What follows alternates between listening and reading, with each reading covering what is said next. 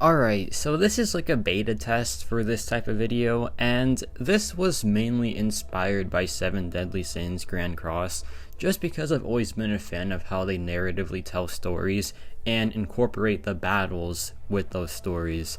So yeah, this is just like my Mcoc version of that, and it's fun for me because I get to actually pick the characters that I want to include in the story. And today we're talking about my second ever SIG 207 star, which is NAMOR, and my newest rank 3, which is... you'll see who it is. But yeah, the commentary part of this video is going to just be me talking about like the fight itself and if there's any utility that I want to be showcased in this fight. Now for this NAMOR versus Black Panther fight, I don't think there's anything like that I want to showcase utility wise here. It's pretty much just like a must-have for this story, and also just like a great damage test for NAMOR since this is a gauntlet health pool fight. And yeah, NAMOR is going to take care of business pretty easily here.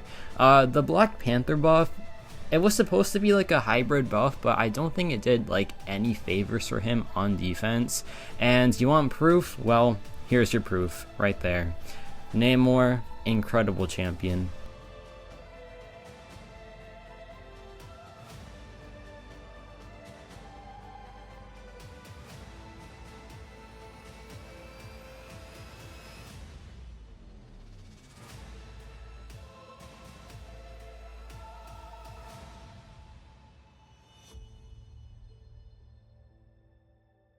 Now we have Killmonger here, and this is of course showcasing Namor's signature ability, though keep in mind that with Power Shield, you don't really have to have it in this fight, but it still does help just in case the reverberation timer like lines up in the worst way possible with your special attacks.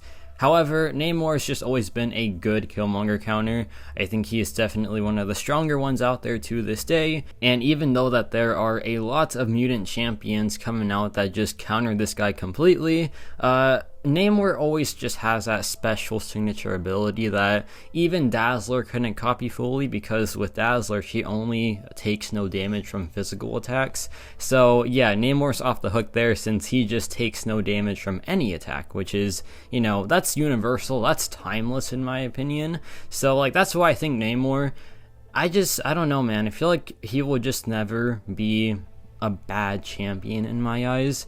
Of course there's a lot of bias with that statement, and I completely understand that, but I also don't care, so there we go. Yeah, here I dropped the SP3 though, and I feel like I don't have to go for the second SP3, so I don't, and let's just say I made the right call, because there you go.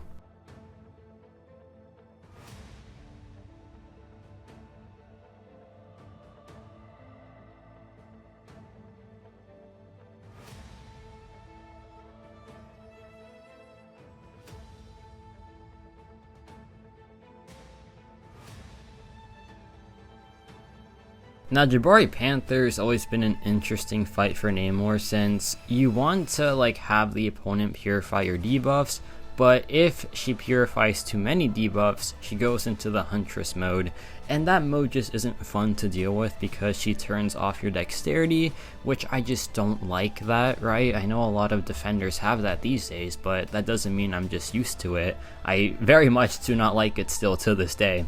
But yeah, this is a pretty straightforward node, but there is one thing to note in this fight. This is special. It's the prowess node, okay? I'm not even gonna attempt to pronounce that, because whenever I pronounce something wrong, it is the main topic in the comment section, so I've learned to just not even try, so I'm not gonna try. But yeah, it's the special attack node where if you don't have a prowess, you do a lot less damage. So my game plan was to drop the SP3 and then go for the striker, which gives me the prowess, and then once I do that, I'll have the prowess for the special attack too, and that will do a lot of damage. And I was correct, because look at this damage output, it is just a thing of beauty.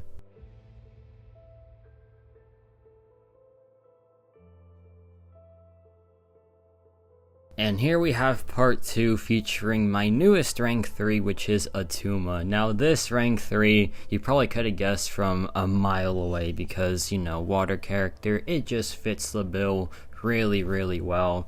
And I'm a fan of this rank up just because he's a water character. These are my favorite characters in this game, and he also has a ton of value on defense. So this is just the best bang for your buck rank up for me at least, and yeah, here's some gameplay of him.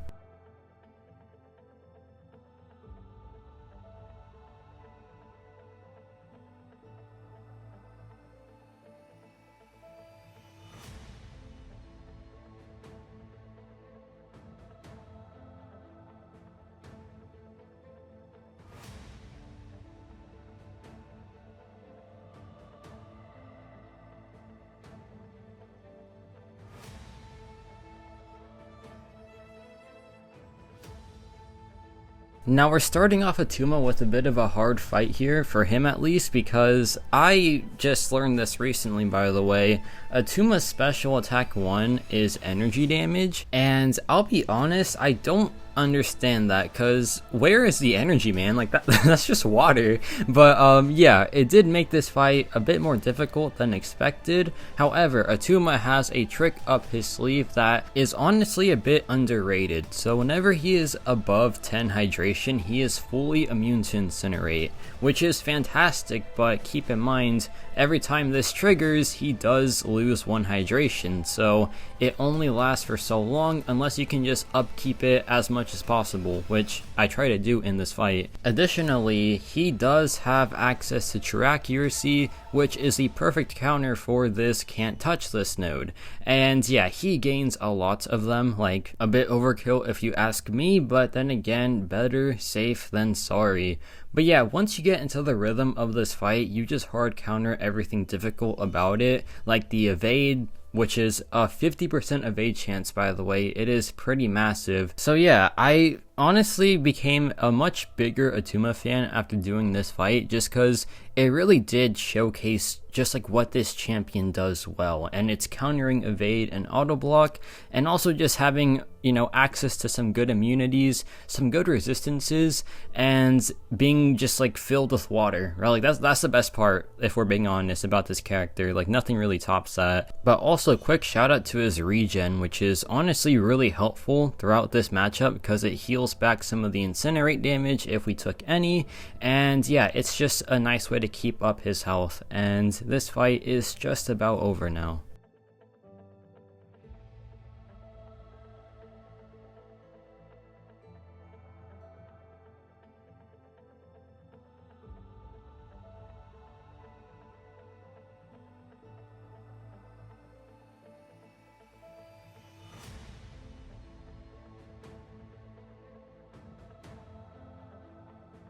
Look, I'll be completely honest, this is filler, man. Like, I just had to include it. It's not a good Atuma fight. Just trust me.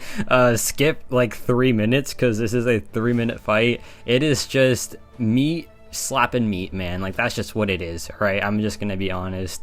Atuma was not made for Thing. He can sometimes do it, but the thing is, Osculate really does mess up his tempo big time. Atuma is a tempo-based character, and like the previous fight where you couldn't gain power naturally, it did mess him up a ton because, like, later on in the fight, we lost our concussions because, like, the tempo just wasn't there for Atuma. So, like, if anything messes with this guy's power, it does kind of make him just, like, not really good as an attacker. But, like, if you can get into the tempo, this man is genuinely crazy, and you will see that very soon in this video. But yeah, if you want to see 2 big boys going at it for 3 minutes, and, like, that's your cup of tea, hey, I understand, and just watch this fight. But if it's not your cup of tea, I also understand, and skip to the next fight.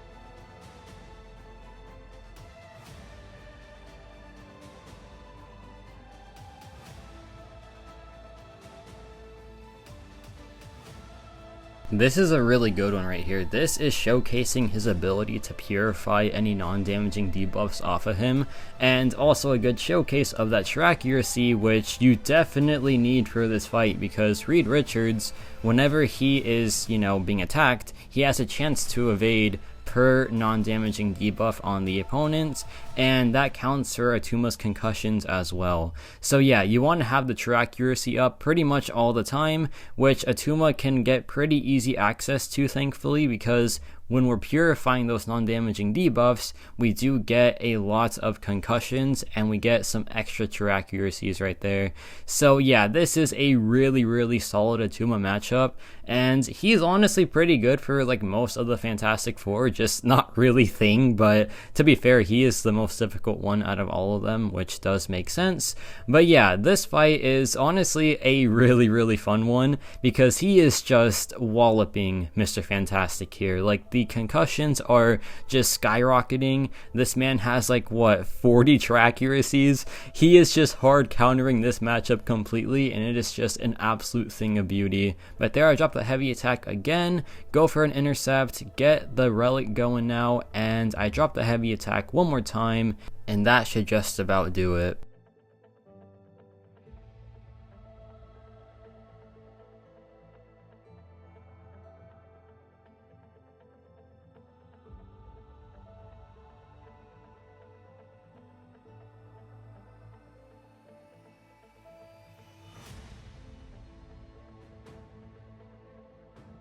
So now we have a big fight showcase here. This is the Abyss of Legends. This is about 2 million health, and this is a fight where Atuma has his tempo. And I said this in the earlier fights, which weren't the best for Atuma, but they still showcased some utility bits, except for the Thing fight. That was just a pure meat fest, man. But yeah, so the thing about this fight is there's pretty much nothing to worry about for Atuma, and if nothing else, he does have some extra debuffs to purify in this fight, so yeah, he gains more concussions, and when it's time to drop that SP3, you're gonna see just how powerful this champion is when he has the right tempo. So yeah, Atuma I'm honestly a big fan of, and it's just like, it just depends on the fight, right? Because you can't always have this type of tempo. Like, literally the past 3 fights didn't have this, right? Except for Mr. Fantastic, that one was just a really smooth one. But Human Torch and Thing, they had like modifiers that didn't let Atuma really shine that much, but this was like the perfect fight for him. I'm playing it terribly, but gotta make it an even matchup. That's just how it is. But one thing about Atuma is his regeneration is honestly very solid, since he always has a debuff on him, and with extra hydration he also gains regenerate. So yeah, he's very good at keeping himself topped up, even though his defense related stats aren't that good. Like, his health pool is fine, his block efficiency is pretty terrible, but the regen does kind of offset that, so like, it's a fair trade-off for sure. But like, the damage output that we're doing with our medium hits is unreal. Like, that is just a absurd amount of damage output, and we haven't even dropped the SP3 yet. Once we drop the SP3, your jaw's gonna be on the floor, because look at the health pool of Invisible Woman right now. Just keep that in mind. Keep in mind her starting health pool before the SP3. And then once we drop it, you're going to just see how powerful this guy really is. So here we go for a combo into the SP3. And she's at over half her health still, right? For a 2 million health fight. And now it's time to just cash in our damage output. And what on earth is this, man? The fight just ends like 10 seconds afterwards. It is unreal. Absolutely unreal, man.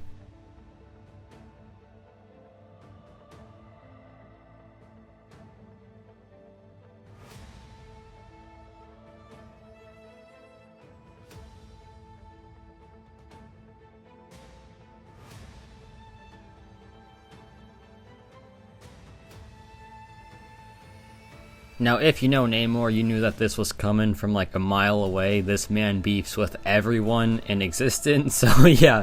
But this is, of course, a fun little final fight here. It's Namor versus Atuma. It is Water Boy versus Water Boy, and thankfully one of them hard counters the other, so it makes it a whole lot easier for me to pick a side.